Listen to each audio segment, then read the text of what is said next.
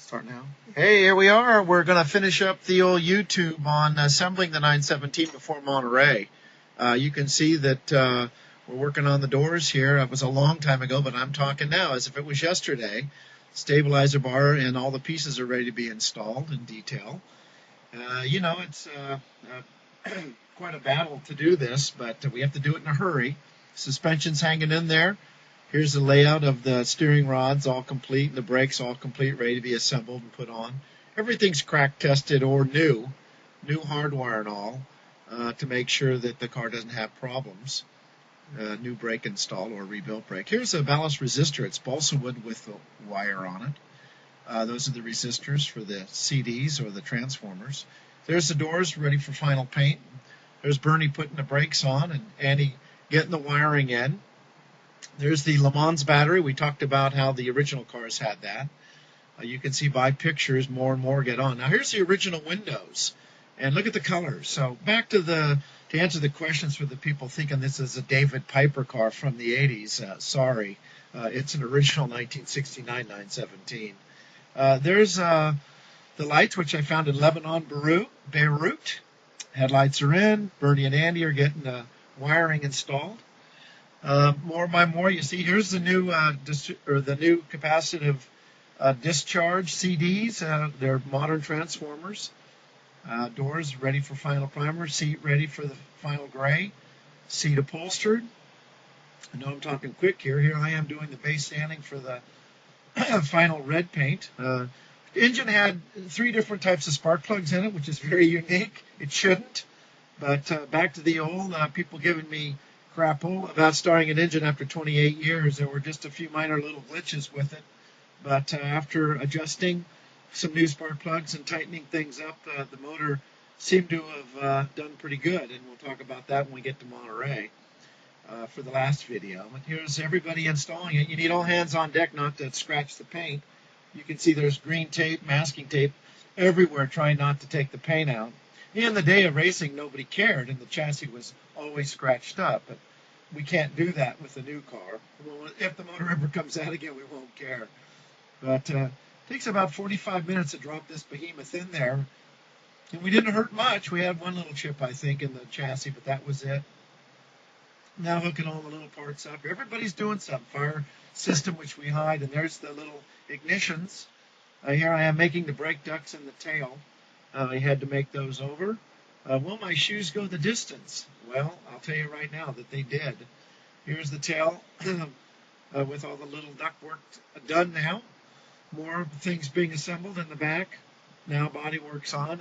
Side pods will come off to go red. There's Bill taking a break. Here we are fitting the tail for the last deal. You can see we're still painting the car while it's being assembled. But that's what we have to do in a gangbang. Everybody's making something. Brett's making the tail flaps right now. Made the spec. There's that original window that was polished and looks brand new. Here I am putting a finishing touch on the side pod. That black on the fuel cell's an aluminum plate to protect it in case of an off-road excursion. Tail's in final primer for final paint. Another picture of the front nose is the same way. Fit to the painted surface so it fits perfect and then painted last. There's the red side pod on for good now. All the mechanicals are done. Motor's already been run. Now we can put the fuel cells on, or the side pods on, make sure that there weren't any leaks when the motor was run.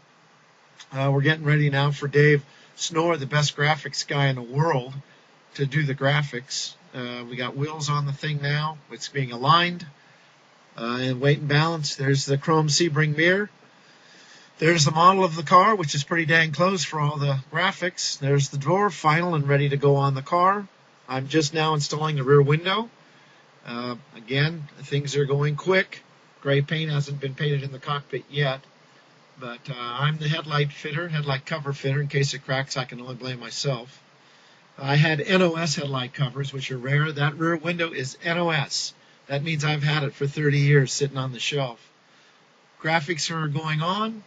Looking quite snappy, I might say. This car was liveried up pretty good. Brett's putting the Getsy clamps on. Headlight covers fit, waiting for me to screw it down. Only I get to screw it down for fear of cracking the the perspex or the plexiglass. Again, just about ready for the spare tire. It's getting close. We'll be putting the windshield in soon, which is also a Kevin job for fear of breaking it. It's quite a drawn out deal. All the detail now, but it all stickered up. Windshield goes in last, headlight covers go on last, doors go on last. Now I'm putting the goop down to lay the window in, and then I'll go back after a day of drying, and then I'll put the goop around the outside, or the urethane. Now there it goes around the outside. It gets the wet finger treatment to make it smooth. Actually, I was putting the glue down before putting it in. Now we're putting it in, and then it'll kick. And so hot that I really don't have to wait overnight. And then I'll re-goop between the tape and then pull the tape off, and it leaves a perfect little glue joint.